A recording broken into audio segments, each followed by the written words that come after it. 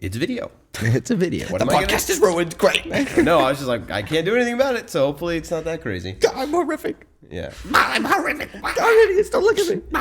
You know. Sorry, guys, because the allergies, I had to wear this paper bag over my head for this podcast. You know. Roll the intro.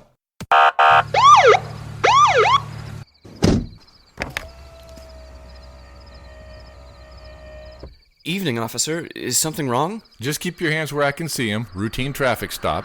We got reports of someone driving under the influence. You know anything about that? No, I'm only under one influence. What's that? The influence of Jesus. It's time for Under the Influence. Yeah, we don't want to do anything to scare your children. Oh, the awkward sound. Welcome back, everyone, to another episode of Under the Influence. I think this is episode 8 of season 3, but I could be wrong because I missed an episode. So I'm disassociating with reality a little bit. I'm Jerry Crane, your host, and these are two of my favorite co-hosts, but unfortunately one of us is missing. Byron Thiessen? Jude Crane. That's right. These two guys. This one's my brother, this one's my brother in Christ, and you are my friend. Thank you guys for being here. I'm glad to be back. I missed, an episode, and I was bummed about it, but it was for a good cause.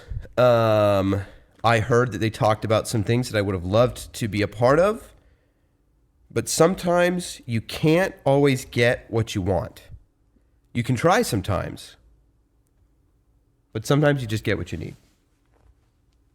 Isn't that how it goes? I don't know how it goes. What song is it? You can't always get what you want. But you could try sometimes. Is that Purple Rain? Or I have no idea. Pretty close. I'm not a huge fan of Purple Rain, so I wouldn't know. Kiss. I'd rather not. The band. Oh. The song. There's a song called Kiss? By Prince? Dude. Dude, I'm not a Prince guy.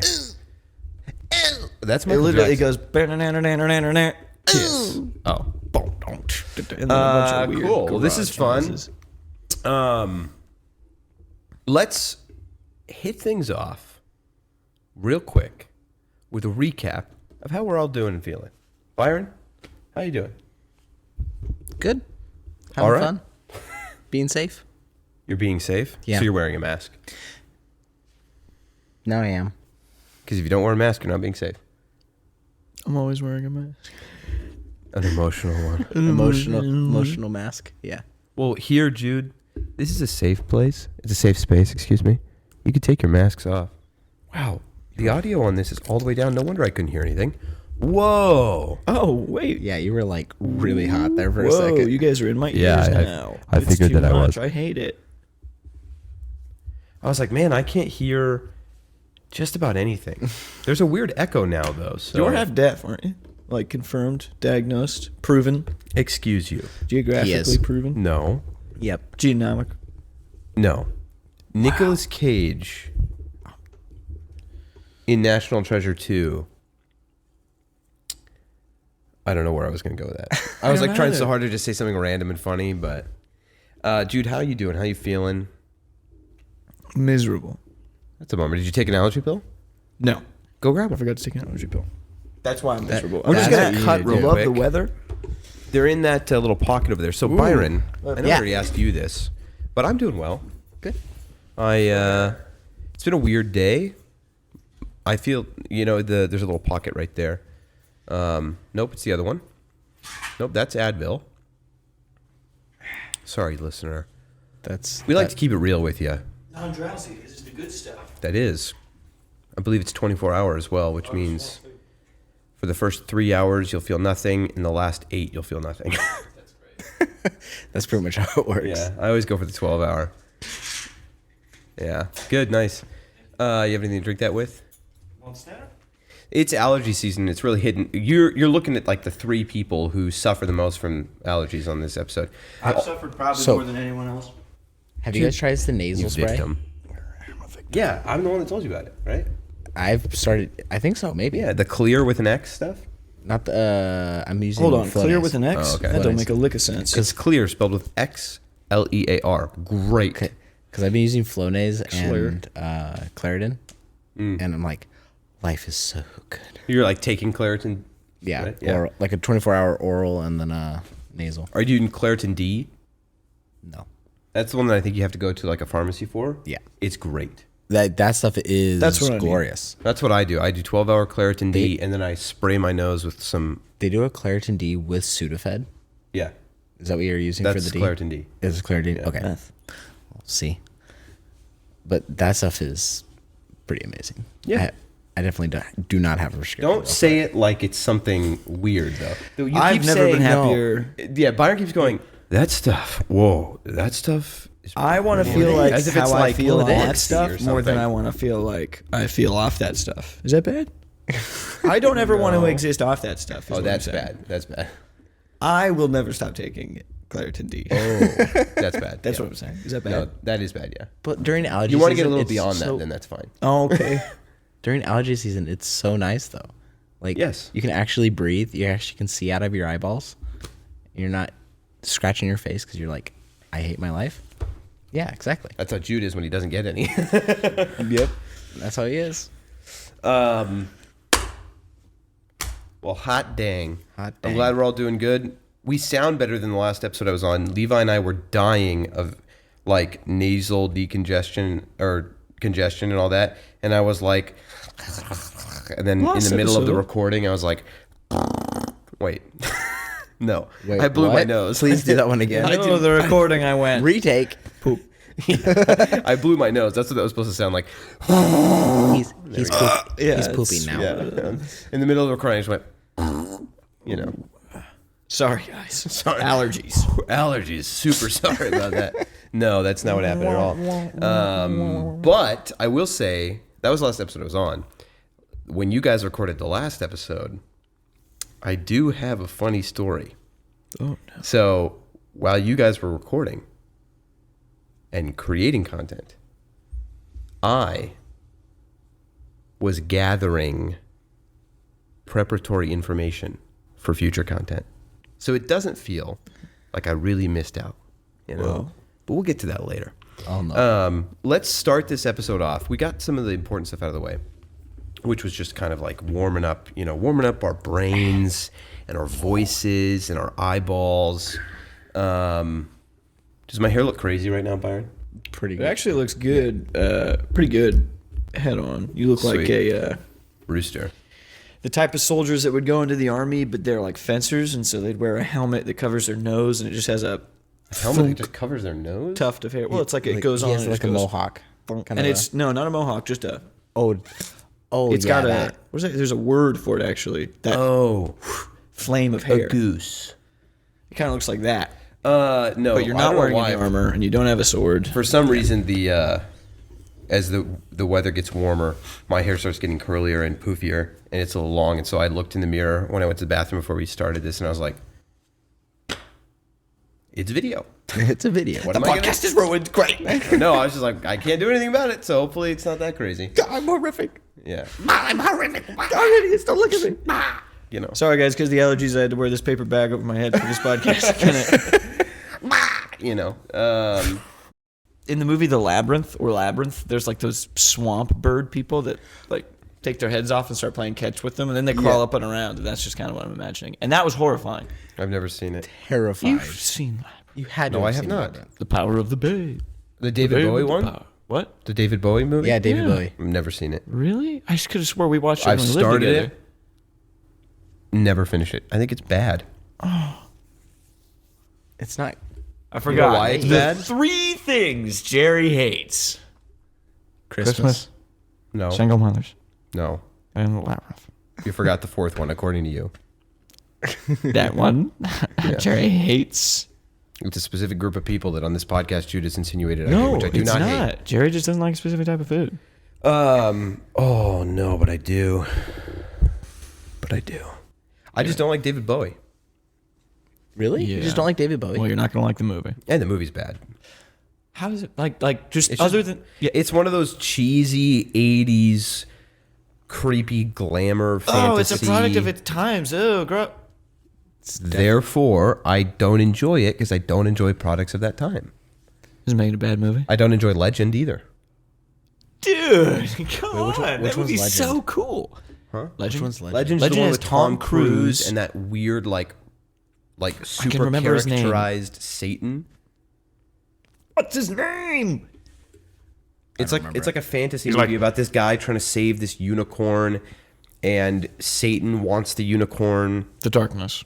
Yeah, and it's like Don't remember it. it's a weird fantasy movie that people that grew up in the '80s would know, but I don't think Didn't do the Satanic Panic any help because it does portray the villain as it overtly like kind of makes some stuff like sexual. It doesn't need to be in that old fantasy kind of way.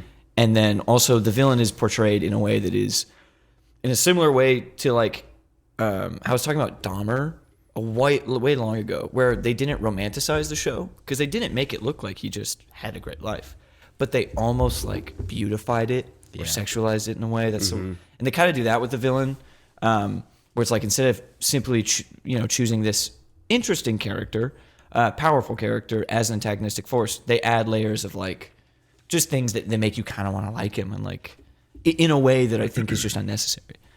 But it's Tim Curry, that's who plays him, Tim Curry, and it like destroyed. If nothing else, it's an amazing example of like prosthetics and stuff because it's all practical, and he's this massive guy. The horns like weighed so much that it did like permanent damage to his spine and his neck. But from a production standpoint, the movie's phenomenal. It's a great. it's a very fantasy young movie. Tom Cruise too. He looks like Peter Pan. Yeah, he looks like an elf. It's got goblins No, what I mean to say is like who are played by the Oompa Loompas. like you were saying, It's true. you know, like it's a product of its time or whatever for Labyrinth. I just don't usually enjoy those sorts of things. It's an aesthetic that I know that some people love for the nostalgia, all that. I just don't really enjoy it. I like it. But I don't think I shouldn't say it's bad. Like if some people like it, I'm sure it's good, but It's pretty good. I mean, I don't actually know out of 10 what it got. I just like it a lot. who cares? I also know like their good actors. music. Who cares what wasn't I that got? great. The music wasn't that great compared to like his music alone and the music that he sings in that song. I'm like, Come on, or that man, show, I'm dude. like, I was about Labyrinth? to talk about how the music's a strength. The power of the babe. It's a song that everybody knows from it. Definitely the power of the babe. Dance, magic, dance. The power of the jump, babe. magic, jump. I'm eating some of this beef jerky So too. Dun, dun, dun. They're meat wanna grab one. sticks. I wanna grab one. And they're so good. They're jalapeno flavored. No, they're not. Dude, Just don't chew into the mic. come on, man. It's a 7.3 out of 10. I mean, that's like Legend or Bowie? Bowie. I bet Legend is better. No. When did Really? Everybody loves Labyrinth, dude. I know that I'm weird for not loving it. You know Labyrinth what I is also don't probably enjoy? more. Never Ending Story. You do or don't Didn't like you it? used to enjoy I Neverending don't. Story? No, never have. Probably because as a child I was forced to try and enjoy it. You really do just not like that aesthetic of movies, like that whole Yes. genre, which is crazy to me because That's they're why, so. dude, Stranger Things. I never watch it, and people are always like, "It's so good." I'm like, "I'm sure it is," but it's the like '80s bunch of young tweens. Well, didn't you watch the first season? No, I thought you. You definitely no. watched the Until first season. Listen, I've watched it all now. I knew it. Let me This guy, finish. Leaving words. Forever, I would start it and wouldn't finish it over and over and over again Yeah, I until I remember. finally watched it. The first season really is the only one that really, like, I think holds true to that. The other ones they just don't feel the same. Kind of the first part of the second one, but the first season captures that. It sort of is. It aesthetic. is a cool show. I just, it's whatever, man. I thought of a cool show similar to that I would love to. Like an idea for a cool show. Yeah, I'd love to pitch to Netflix. Well, If only you had a platform. But I to do it guess, on. anyway. So when you guys talk about Never Ending Story, you're just talking about the old one, the 80s. Never is Ending there a Story. new one? There's a TV show that had 2 seasons. 2 seasons. It was supposed to be a never-ending TV show, kind of an idea, because it's a never-ending How story. energy works. It came out in 05. No, I want to say 08, Neil deGrasse Tyson? Yeah. 09. I said, clearly they don't know how energy works. A show that never ends. It's impossible. Entropy. Laws of entropy. 2008? I think it was I feel like I 08. would have heard of it. That's crazy. It's- I was 6. We got the first season of it, and we enjoyed it a lot. Oh, there's the drums. Do you know what it came out on? Was it straight to DVD or was it made for I think it was straight to. I don't know. It had to come out on a. I guess It was a It's a stream. TV show. It was a TV show. Like it British? actually aired on TV, but they never scheduled it for a sec. They never scheduled it on I wonder what program that was on. It was really cool because like the main story, the kid who was reading the book, actually he saw himself as Atreyu and everything like that. But then he read the book every day upstairs in the up in the loft in his school, and he was getting bullied by other people. And as he was getting bullied, he would read the story of the kids of Mowgli. the show. It's pretty. It was kind of fun. I don't know. Me and Levi watched it and enjoyed it. Wanted to keep the series going, but I was just talking to my dad about the giant rock guy on a rock trike for no reason. Yes, I actually don't mind have that to movie. get to the tower. Of all those movies of that generation stuff, that one's not that bad. It's like there was this person, I don't remember who they were, who gave me the book for my birthday. They're like a family. I don't even know who they're. Family friend or something. Like gave me the book for my 10th birthday or something, and like said, "I love this book when I was your age, so you have to love this book, and you're gonna read it." And then Dad forced me to read it, and I was just like, "It's fine. Like it's fine." The book is certainly better than the movie. And then I watched the movie a few times because Dad kind of made me, and I was like, "Fine, it's fine." You were like 12, and you're like, it's a bit elementary, Dad. Like, the writing is just... No. It's a product of its time, and I don't like it because of that. Yeah. Anyway, can you pack me my Lunchables now? I have to get to school. Yeah, I'm the worst, Yep, that's it. I totally forgot it was a book. I totally forgot. Yeah, dude, it was a book first. I think the guy that wrote its name was Michael something. Mike Lindell. No, certainly not Mike Lindell. Creator of no. MyPillow. MyPillow and a huge never-ending election pillow. scandal. never-ending pillow. Oh, and the huge election scandal. Election scandal? My Yeah, election. Mike Lindell said that the voting machines or whatever that were used, so there are some legitimate, super political. What were they called? There are some legitimate, verifiable concerns about some of the ways that voting happens in the U.S. And not to be super conservative here, a Democratic group of people on HBO made a documentary about it in 2008. And then all those same people, when they were, in 2016, just said, that's ridiculous.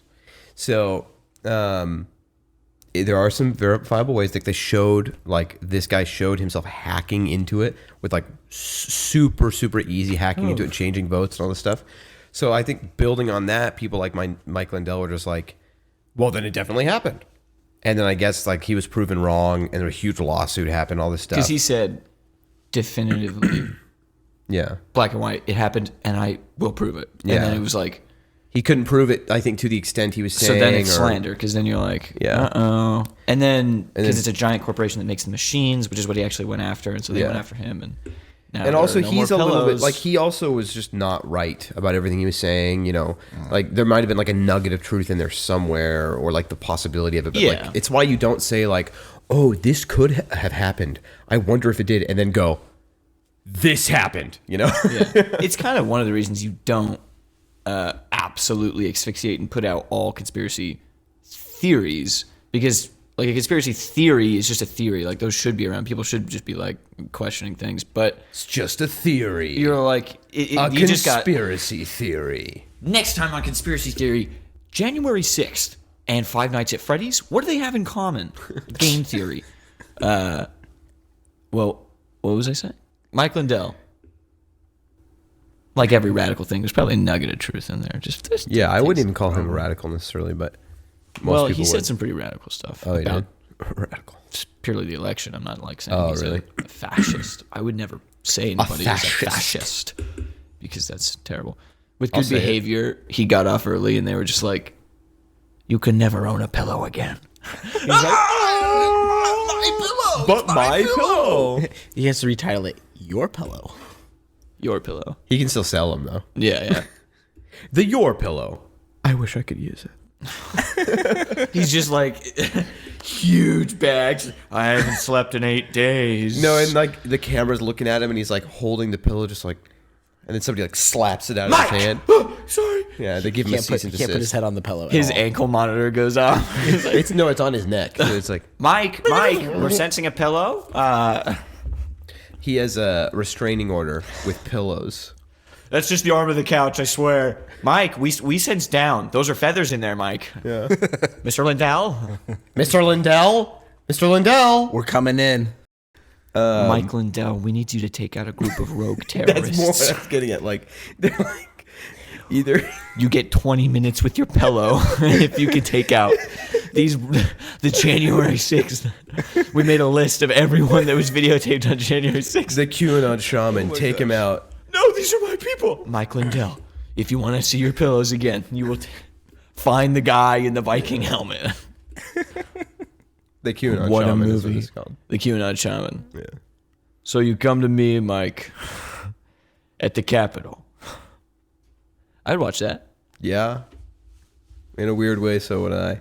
All right, guys, I have a story. Sunday, when you guys recorded the last episode, last week, we usually, we'll let the people in the camera that are trapped inside that little cube, we're going to let them behind the green curtain a little bit.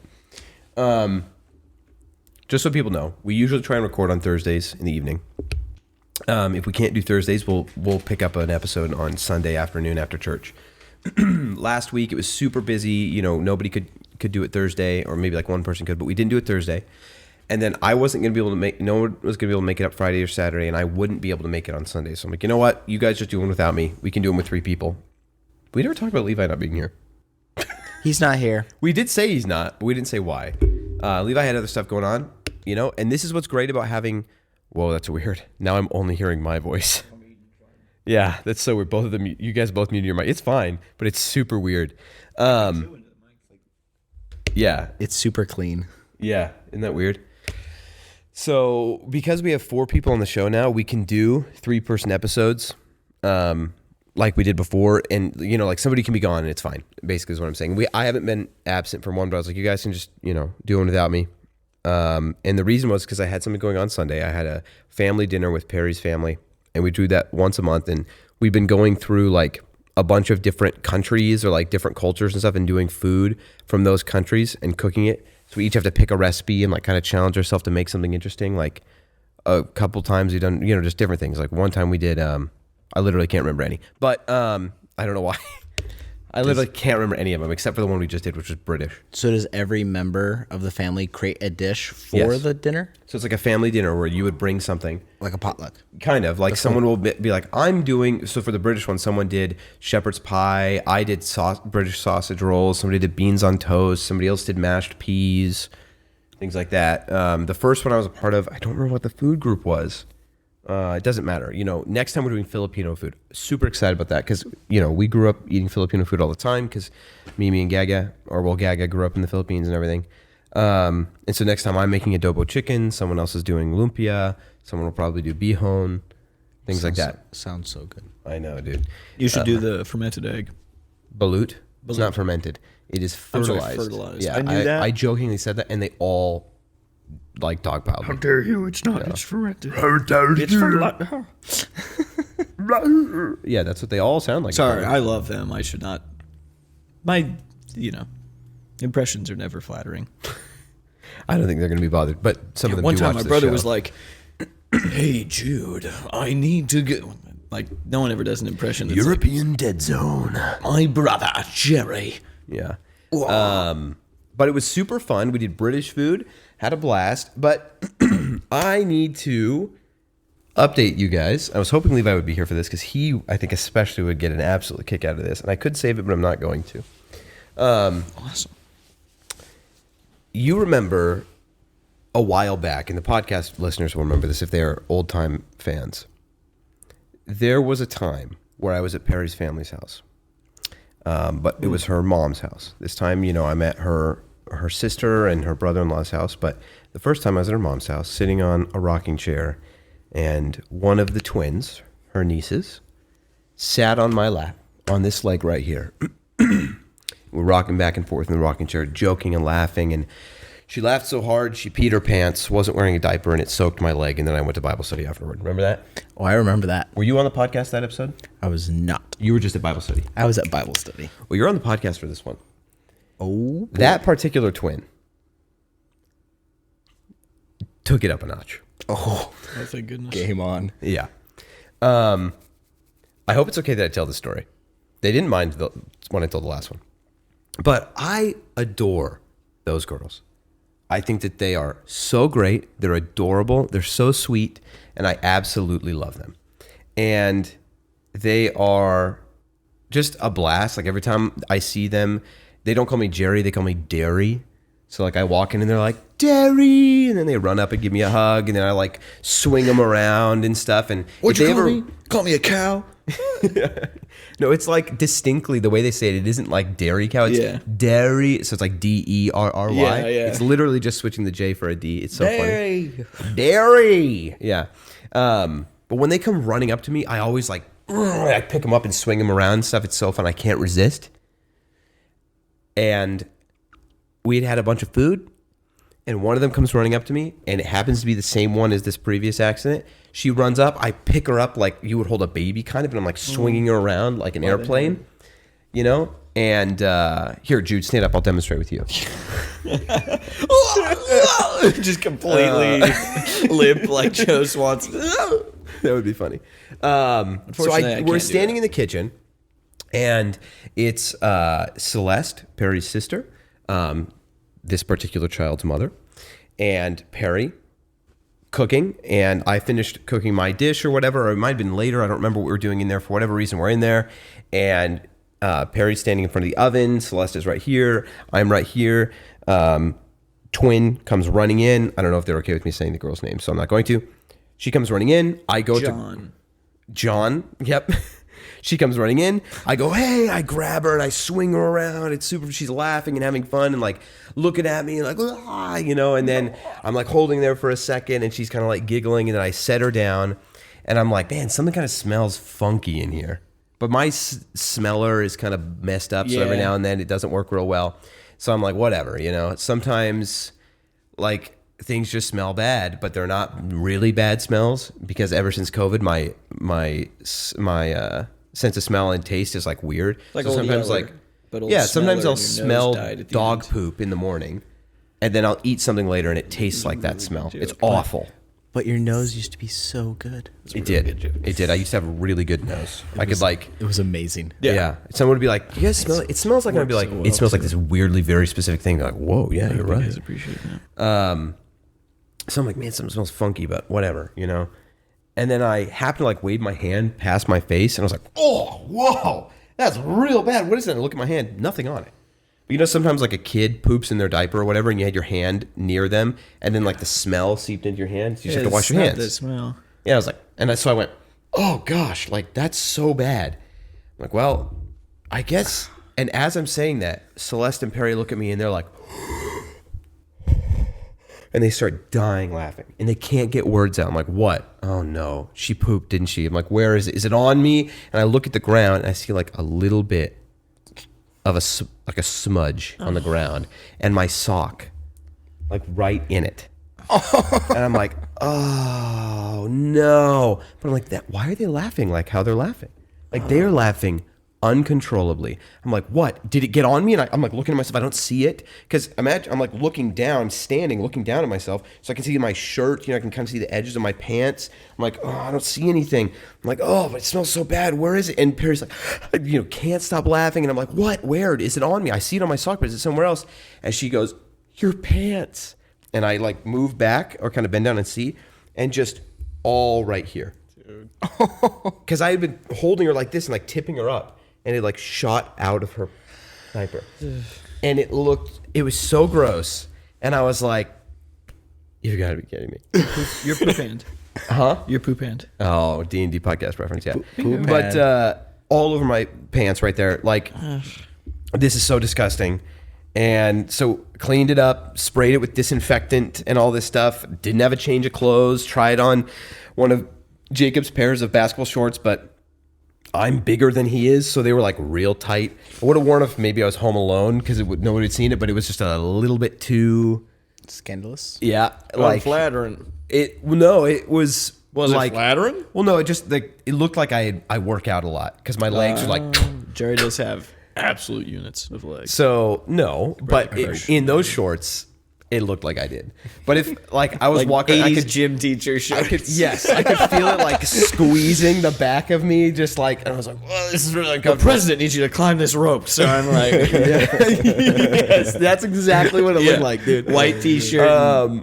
It was interesting. So I was like, I'm not gonna wear these. So I guess I'm just stuck in these pants that now have a big wet spot there because I had to scrub them These are with the a wet pants? rag. No. Why are you They were wearing them jeans. here? No, they were jeans. But now it looks like I peed myself. And then I'm in the bathroom, like changing into these shorts. Jacob, who owns the shorts that might be borrowing, as I'm trying them on, I'm like in there, putting my legs in these shorts. I look at the window. He is outside on like a cherry picker painting the side of the house and clearly could see me right through the window, but he doesn't look at me. I'm like, please don't look at me, because it's like such an awkward, vulnerable pose. You're putting pants on, and so he's looking like, why is he putting pants on? Why is he putting my shorts on? He doesn't know. He's oblivious. He has no idea that this just happened. So I'm like, please don't look at me. Please don't look at me. They don't fit. Putting my pants back on, and he didn't look through. So it was just such a nightmare. Like, it was so funny. It doesn't really bother me. It's like, kids are messy. I would love to be a father someday. This is going to happen to me a million times, I'm sure. I changed, short of your diapers, I changed Julia's diapers, Joel's diapers, Jenna's diapers growing up. So like, I changed my own. Yeah, no, I just wasn't old enough. But I changed my siblings' diapers, and I've been like, had poop shoot past me and had to dodge it. Like, stuff happens. Yeah. Projectile pooping. Dude, Dude, kids are crazy, man. They are. Yeah. And then it was like, you know what? I was like, let me hold the baby, because she always is throwing up on people. I was like, I don't care at this point. I got crapped on. Like, I'll hold the baby. And Crap then is beyond puke. So. yeah, and I was holding her, and she just went, and I was like, I don't care at this point. Like, whatever. I'm gonna have to go home and wash these clothes immediately when I get home. But yeah, so that happened. I feel every single time I go to a function, I feel closer to that family for different reasons. Oof. And this was one I wasn't expecting. So from now on, I will always have a change of clothes in my car. Yeah, she's a repeat. sounds offender. like it. That's Because it's no the good. same kid twice in a row. So, yeah, I just thought that you guys deserve an update. I told that story on the podcast. And So gross. is it really that gross? I hate other people's. I was telling, I think it's hilarious. Like, obviously when it happened, I was like, oh. Like, I'm not sitting there like, man, this would be super cool if this happened. Of course not. It's gross. But like, It was really this that made me like. You're just talking about poop oil on your hand. Oil? Because it's not. Yeah, it's it's basically- not. I didn't know that's what it smell. was. It's not like smell. That's just like There is gravity's like. There is an oil base on your hand. Of course, There but is- I wasn't like, I didn't know that, and I went, no. It was just like, what is it? Oh, totally just like abstract of all the knowledge. Yeah. The situation is just makes me go, ah. Yeah. Yeah. Well, maybe if it's too gross, Tim can cut this out of the podcast. I didn't think No, it was that it bad. needs to stay. Well, I was trying to people tell need to Dad. hear this. I think it's funny because, like, It is funny. I didn't get sick from it. Just got on my pants. I washed my hands really well. I cleaned everything up. I sprayed Lysol disinfectant all over my body. Danny DeVito did some hand sanitizer. I just want to be pure. No. But like, stuff happens, and it was Yeah, no, funny. no. And I tried to tell Dad the story, and he was like, "Stop!" I was like, "What?" And he's like, "I'm gonna throw up." And I was like, "Dude, jeez, you had 5 kids. You think?" Yeah, he's been through so much worse, I'm sure. Yeah. But he was like, "I'm gonna throw up," and I was like, "Okay." So some people are more sensitive to it. It's like, Yes. I really bet gross. if you told the story, like without this, the physicalness of it, Really, that wasn't the Yeah. part that he was like. I'm when I told him serious. that it was on my pants, I think the It was like- majority would be cooler with it. big area. Oh my god. Dude, you didn't notice this? Just like, oh, shoot. I don't know. My shirt was covering it. Like, How did your shirt cover it? all over. listen, stand up right now, and stand like I stand. Headphones. Like you stand? Yeah. Okay. No. Yep, that's more accurate. Stand up, Jude. Now look down. Can you see the crotch of your pants? No. Thank you. Everybody at home. Now you can. The point was, I wasn't looking there because who's going to think that happened? Pecs are a little too big. I can't quite see. Now you're standing like me. No, but everybody at home, if you think I'm crazy, just on me, didn't she? Oh! just stand up normally and look down. You can't necessarily, without looking, if you're just looking down, like, oh no, is it on me? you're not going to see that part of your pants. You were right. Thank you. Okay, I'm wrong. I concede. You didn't even start. That's how I know I'm right. Didn't even start and conceded. Wow. Weak. I'm a wimp. A winner. A winner. Don't take that like that's yours. Don't, find your own lane. Bruh, a winner. Stealing comedians' bits, that's my lane. Okay? Sorry, I forgot you're the resident Schumer. It's literally parallel call- thinking. We think about the same jokes. Yeah. So that's it. That's my update. That was the content I gained while you guys and were created? creating content. You did create it too. Can you stop? What was that? Amazing. Oh. Guys, that's me. We're driving. Tim, definitely edit in the...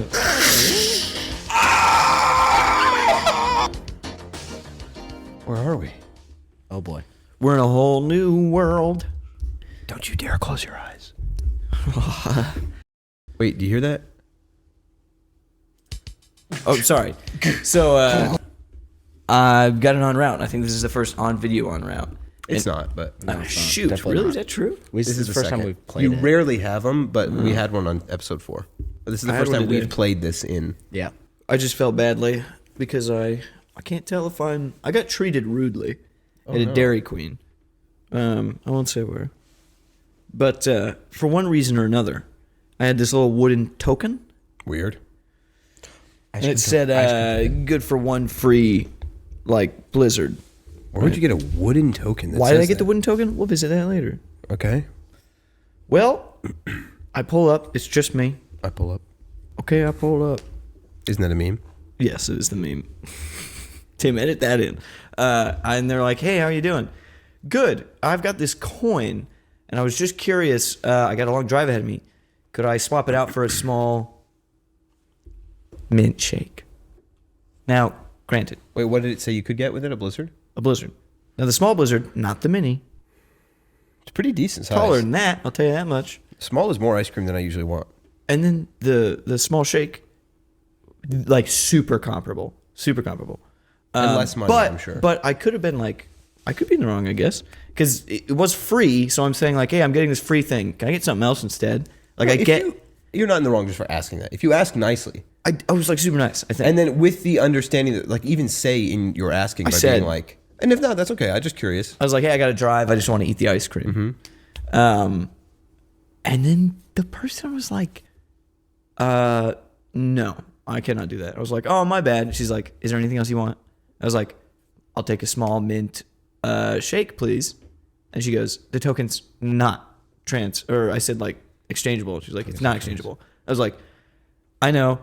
I'm just going to pay for it. And she's like, are you going to use the token to get a free Blizzard as well? I was like, no, I just want the shake. And she's like, okay, that'll be this. Thank you. I was like, there's no line. There's no cars parked there. So I pulled up. And She then hasn't really been rude yet. She's just been kind of I short. just sat there for 7 minutes. Okay. Just 7 minutes. Yeah.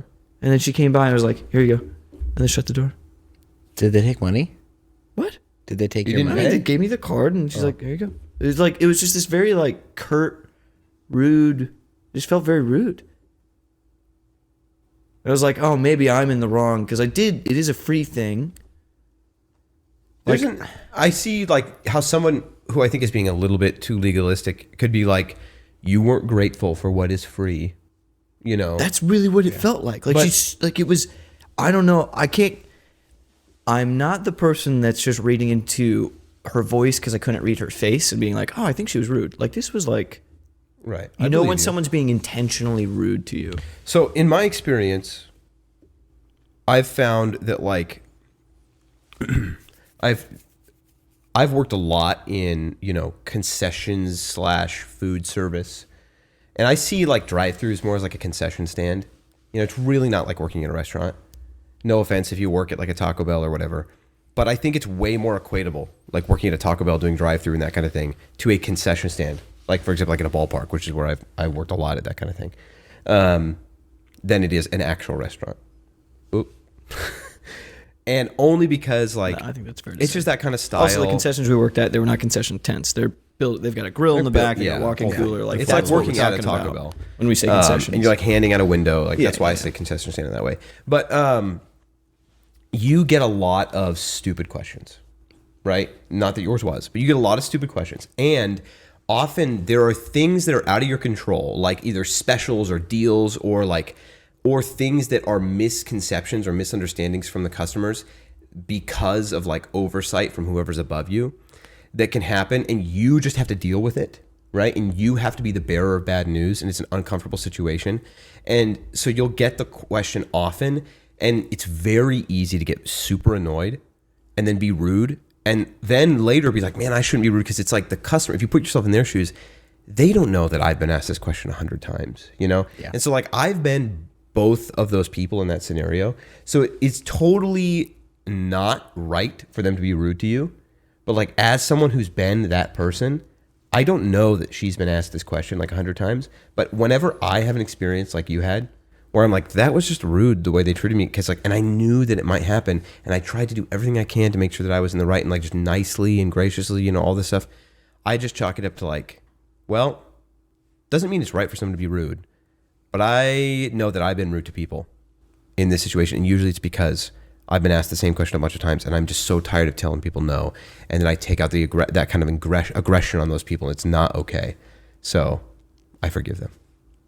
Yeah, no, I hold no like grudge. Oh, I know you're not holding a grudge, but I'll I'm never wondering visit if that that's Dairy Queen maybe. again in my entire life, but I wonder if that's maybe why. no, I certainly will.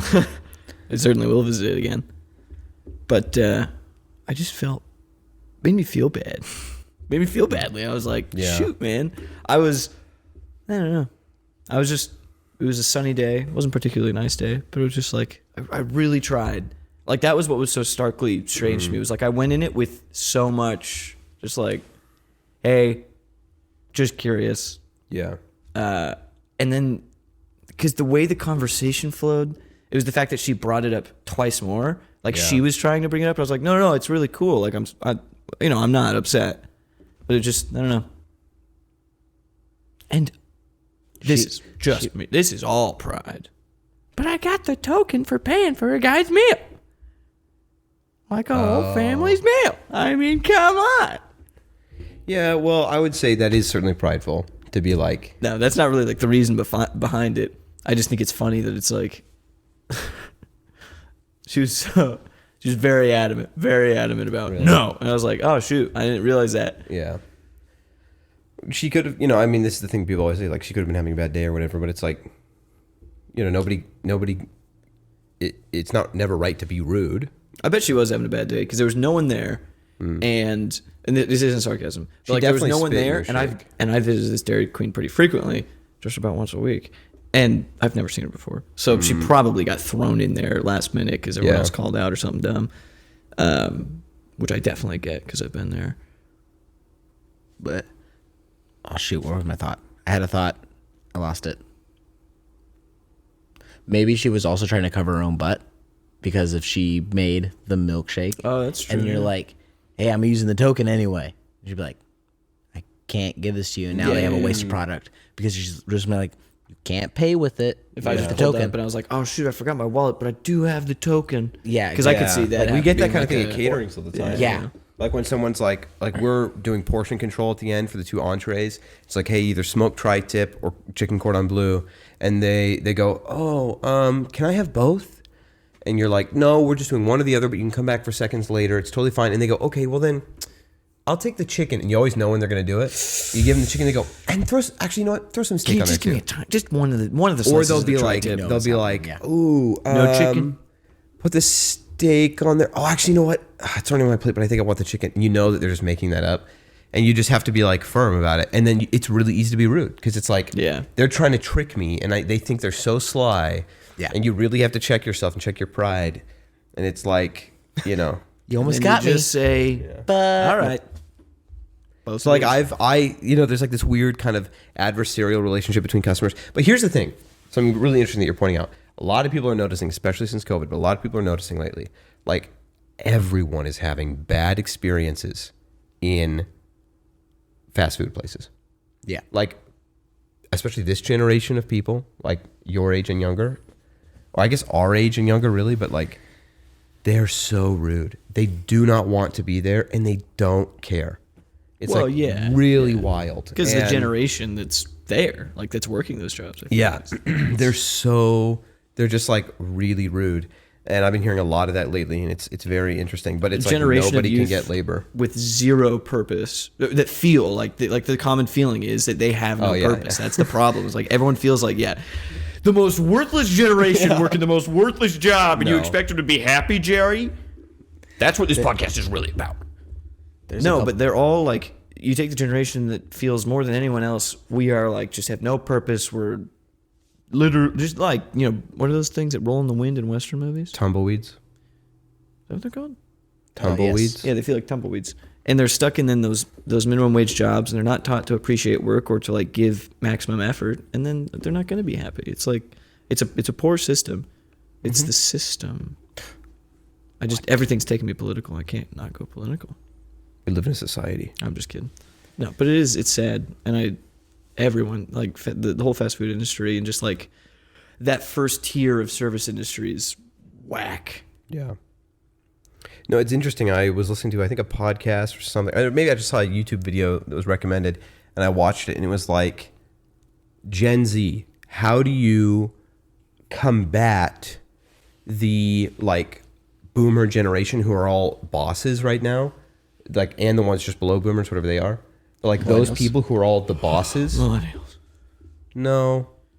Below latchkey boomers, kids. Gen X. Yeah, Gen X then boomer? Or then No, boomer. I don't think boomers are bosses right now. Gen X is Gen bosses. X. Gen X And then is- you've got But like all these people who are managers / bosses, hiring or like the bosses to Gen Zers, and it's like, how do you, as a Gen Zer who cares, how do you like how do you get hired? How do you stay hired? And how do you stand out? And dude, the qualifications that this guy lays out in the videos, it's really just like work. Because he's like, you just need to show up on time. You need to work and take agency over your work. So meaning like care about it, act like you own it. All of these things, take responsibility for it. So taking responsibility for your mistakes. All of these like good qualities that just kind of were lumped into the like, be a good worker. But now it's like he has to, those are kind of the bare minimum, I think, in my opinion. Like the way I was raised is like, that's a bare minimum of work. Just doing the qualifications that normally you would be doing. And it's crazy that it's like, that's what's being said as like how to stand out. Because there is something legitimate to the like bad rap that people of that age have. And so they're just not getting hired, even if they're a good egg. And it's sad because unfortunately that whole generation is they go in with like this, like, you owe me this job. But then, it's just like, it's really entitled. And so the people who are trying to stand out or who are trying to be like taken seriously or just trying to do a good job, it's like really all you have to do is the people used to say like, go the extra mile. You don't even have to do that anymore. It's like, just do your job and don't complain. There's like I don't know if you guys heard about the quiet quitting. Yeah. movement. Which is just And like, as long as you just the quiet quitting, you show up to your job, you do the bare minimum, and you leave. Yeah. But if you just show up to your job, enjoy your job for a little bit, even if you don't like it, just act like you enjoy it, actually participate, actually try to move the company that you work for forward, you're going to stand out. Because like the people that are working so hard and that are getting overlooked, it's not that like all you have to do is hard work. It's all you have to do is work, and then it's just time. Time is the only thing that's outside your control, because that will get recognized in the generation of people that feel completely, that aren't putting in top tier effort, alpha male people who are putting in the most effort. If you just put in like just a little bit of blood and sweat and tears. I think that kind of just speaks to the culture right now. And also when I worked at McKesson, it was like I was constantly getting praises from my higher ups, like, you are amazing, or whatever. It's like super uncomfortable because I'd always be like, I know I'm just doing my job. And I've been told my whole life, like, you're a hard worker. It's because working hard is important to me. But like, so I work hard. I take agency, like responsibility for the job that is given to me, and it matters to me. Like, to fail to do it matters. And because I have respect for the job, I have respect for the customer, I have respect, for the whole line, this whole thing, like, so I take agency over it. But then also, like, I knew when they're telling me that, there are times where I could have done more, what I consider going the extra mile, and I chose not to. And then they are praising me for what I considered my bare minimum. So that just, like, really made me, like, that, it's very indicative of the culture right now. So here's something interesting. What is a Christian perspective / response to this idea of, well, there's two things. Let's go back to your statement, let's go back to your situation, Jude. How did you react? Do you think you reacted well? And Yes. if not, how could you react better? Okay. I think I reacted well. There wasn't like a lot of opportunity. It was a very like. Yeah. Something I think that I like about the way you told the story too is that you were respectful to this person. It's really easy for me to be like, not to be kind of like soy boyish, but like you weren't like, but I'm saying it's really easy for me to be like gossipy and slandering, Yeah. like when I have a bad experience, even if I want to, like we can justify it in our heads because we're like, well, but they were rude to us. It's like, no, we're sinning just as much by turning right around and going to our Christian friends and being like, this person was so rude to me. Like, I want This to tell you all about it. troglodyte came through the speaker. Yeah, like I'm Well, not gonna- even just in calling names, but just by going and talking about it and just complaining. Like complaining about someone is gossip, right? And we're not supposed to do it. And I like that you brought it up, just being like, hey, am I the one in this situation who was rude? And like asking, like, did I do the right thing here? And you explained that like she was rude. I think also there's a fine line. Like it's okay to talk about when someone was rude, but like then there's going beyond and like complaining about them and slandering them, right? And like Oh yeah. vilifying If them. anything, And the only reason I'm airing the, if you could even call it a grievance, is just because like, heaven forbid, tonight I just am like, God, that really made me angry, and then I stew on it, like Yeah. because it could become a little thing that's like, I can get angry about things and just hold grudge. I've come up to you and just been like, hey, a month ago you said this, and I'm so mad about it. yeah, and I don't even remember like saying it or whatever. Yeah, and I'll be like, oh, I remember. I've thought about it every day.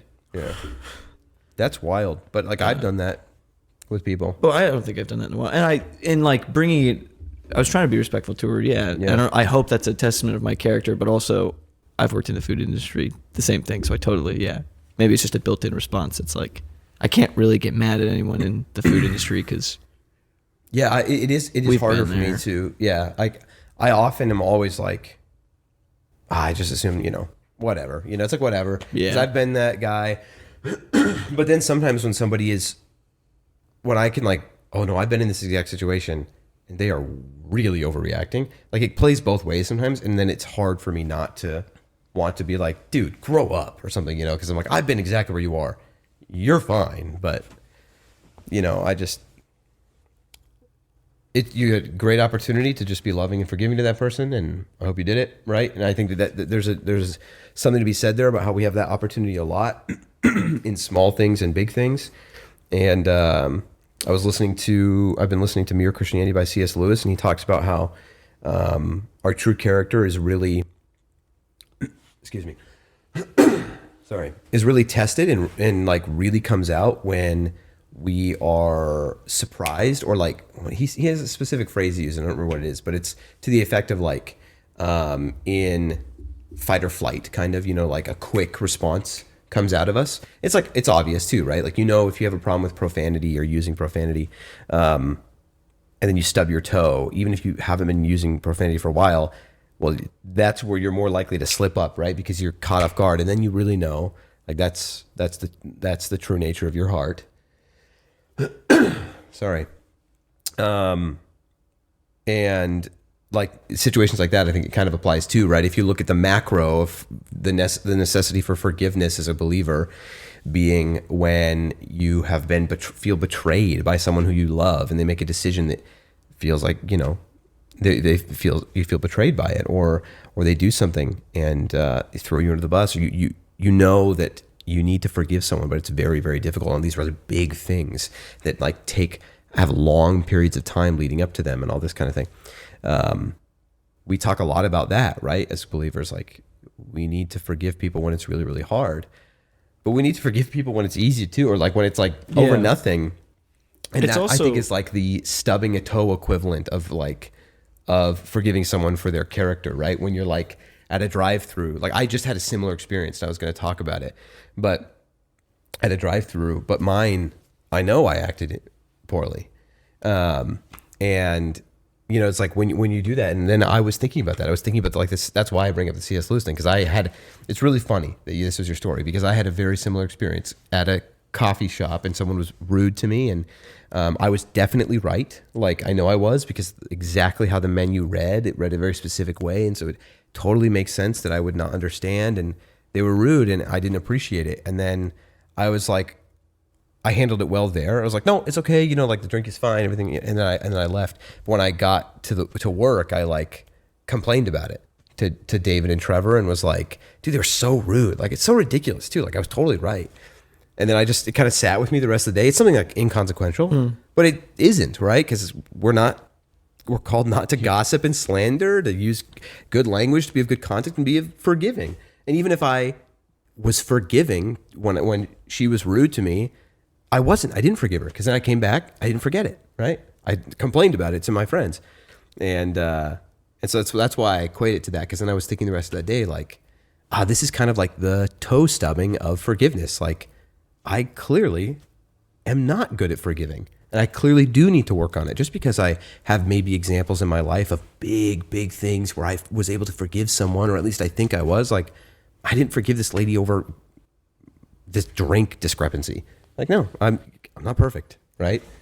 It's really important for the breadcrumb social interactions like these, because now I'm thinking, only in my reflection now am I realizing it was very poignant that I was in a good mood when it happened, which is why I picked up on it. And the reason I was in a good mood was because literally the stop before that, I waited for like half an hour outside this stop. When it would, like, they were supposed to be open for receiving, and then when the guy finally opened the door, I was let in by a different employee, and then the receiver got there, and then he was like, it was such a weird opportunity, or weird situation where I was waiting and I wasn't upset. It was a nice day. But then this guy came, and he had like been the person who was supposed to be there, but he was kind, he was gracious in the way that he like accepted responsibility. He was he was like, hey man, and I know the guy, like, he's one of the oldest people I've been consistently, delivering to. And he's like, I'm so sorry, man. They've got me doing like 12 jobs at once. I'm sure you understand, but I'm really sorry. Let me get you checked in. He was just so nice. And I was like, oh man, he made me realize that he had actually not really inconvenienced me. And it was just like so kind about it. I was like, oh, it's no problem. And it was great. But then that made me really happy. That like made me, oh man, he was just, like, he handled that in such a professional and kind way. Yeah. And it just, but it also, I think that is what enabled me to be in a mood of like, oh, this person is clearly, something's clashing in this social interaction, but I'll just try and be, and I'm not trying to toot my own horn, but I was legitimately just like, I'll just, I'm just trying to be as, You're trying to be the kindest you can, so that gracious as I can in the situation where like it feels like I feel like I'm being antagonized or something. Maybe I'm just crazy. No, I think Maybe there was no one in that DQ. that's why it took so long for you to get the milkshake. Where you is just that made it milkshake? yourself. Where did you leave that milkshake? Yeah. We leave, and then Jerry picks up the screen, and there's a milkshake right behind it, like the full podcast.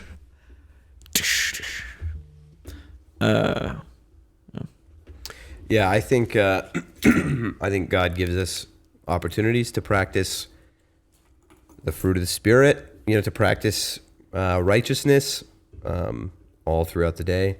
And I think we need to start our day off in prayer, and we need, maybe this is something I'll start doing, start my day off kind of, maybe this is more of a meditation thing, but you kind of meditate on what it is to be righteous and what it is to be of good character, what it is to be like Christ. And I mean, now that's a huge scope of things, right? But if you spend some time in the morning in prayer and then in meditation on, what was that? Oh, that's the roll-up door down there. Oh, well.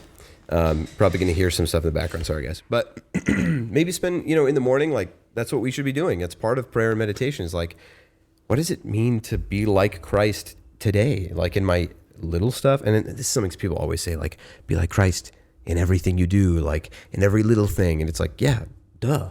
You know, and sometimes we feel like duh when people say that, but this is a good way of doing it in the morning, meditating on what that looks like. And then, because sometimes we go, oh, we got to do that. And then we forget it. And then we retroactively think about it. Like, oh man, that wasn't, like, I could be like, oh man, I think I was Christ-like there. That's good. Thank you, God, for doing good through me, you know, and for having changed my heart. Because I know without you, I would have reacted poorly.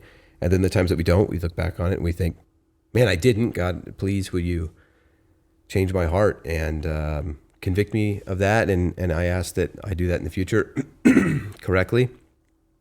I think starting our day off with that and focusing on what that looks like, it's fresh in our minds. Then we'll do it in the little things too. Those are the things I think that people notice, like in your conduct, in your character. If you are humble and kind, those are really important, and people pick up on that. And that is a huge testament to Christ in you, right? They should know of him through the acts in which we do. Yeah. Paraphrased. I don't know what the verse is. No, you're right though. I mean, if our good deeds are the evidence of our faith, like it talks about in James, good deeds, when you think of those two words together, I usually think of like cleaning someone's yard for them or things like that. But good deeds are just like using good words, being forgiving, showing up to work and actually enjoying your work. Yeah. Or just being a friendly, smiling face to someone. Yeah, being a diligent worker, right?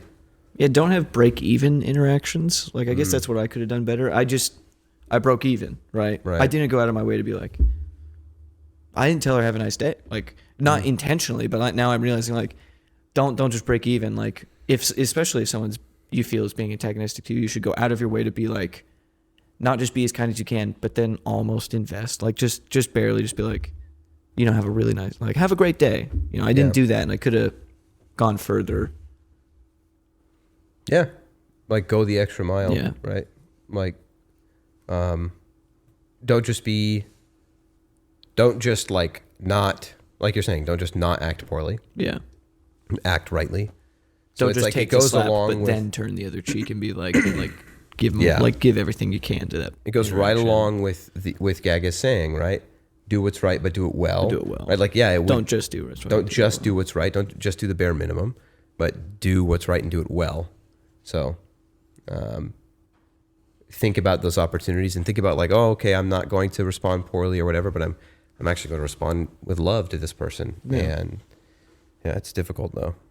And if it's difficult at the Dairy Queen drive-thru, then it's gonna be really difficult with your spouse or with with your parents or your children,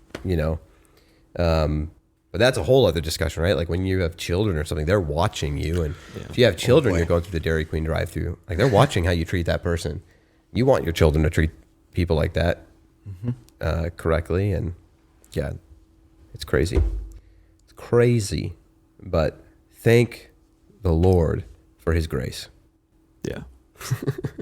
It's like, man, I think about, the more and more I think about like the little things that I'm terrible at, like, man, we have all sinned and fallen short of the glory of God.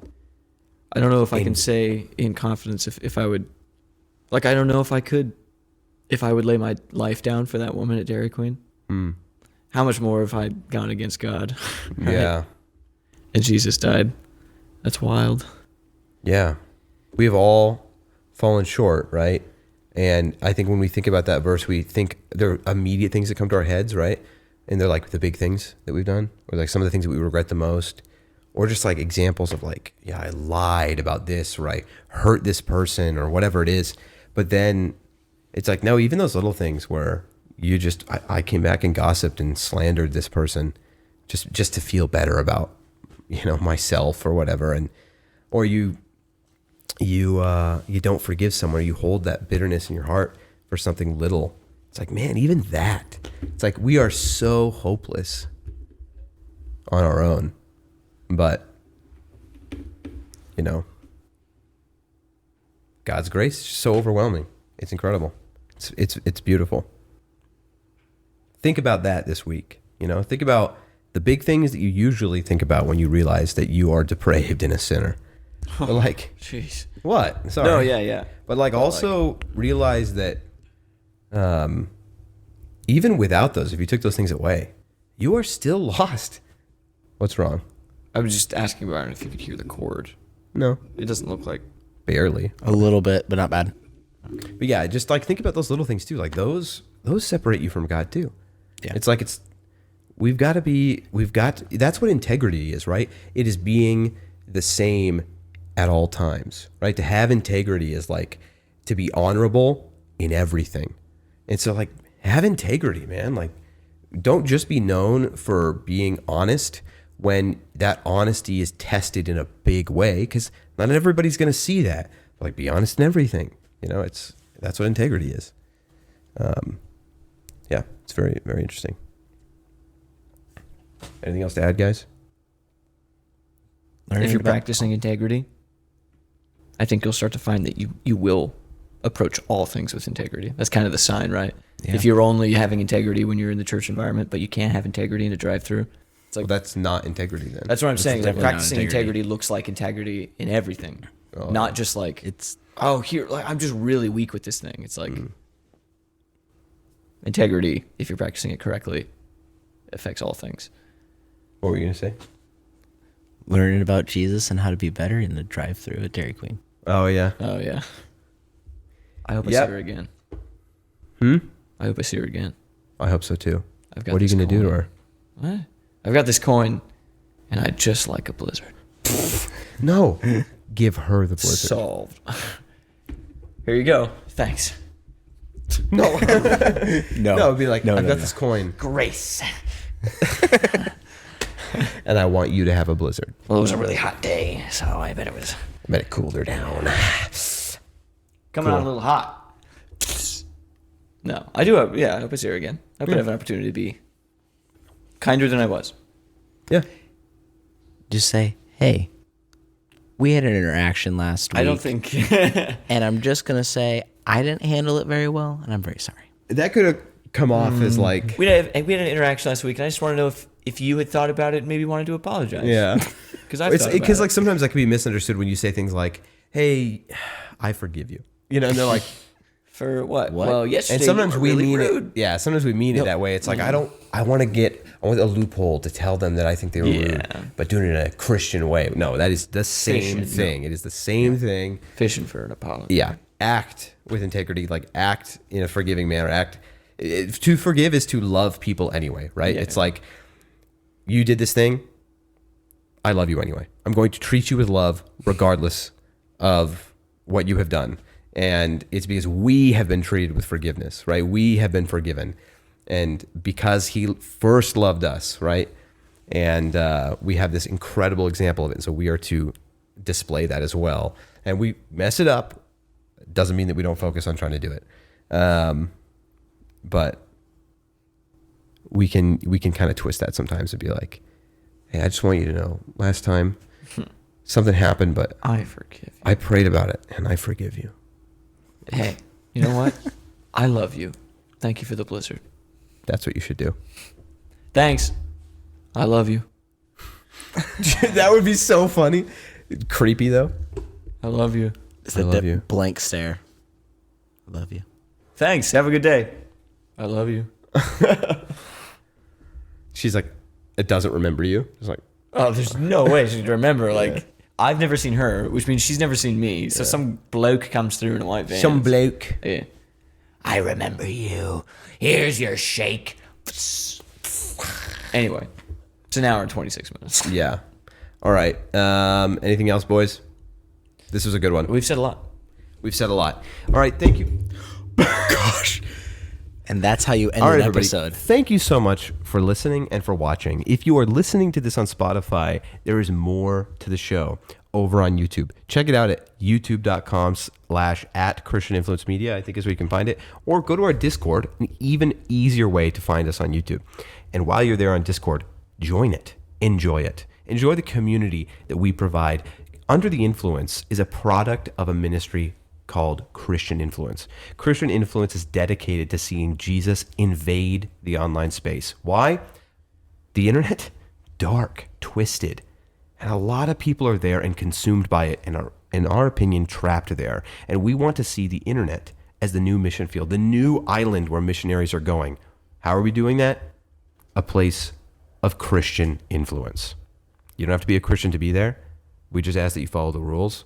But we know that God is changing hearts and minds online, and we're serving him. So join us there and get involved. That's where this podcast is hosted and people talk about it. We love you very much. Also, real quick, if you like this show and you want more of it, we just posted our first video bonus content on Patreon. We've got a catalog of a bunch of other stuff. Yeah. We got a catalog of other stuff when we were just audio only. But there's bonus content that goes up on Patreon. And that's a great way if you are looking for a way to support this show. It has allowed us to do video, right?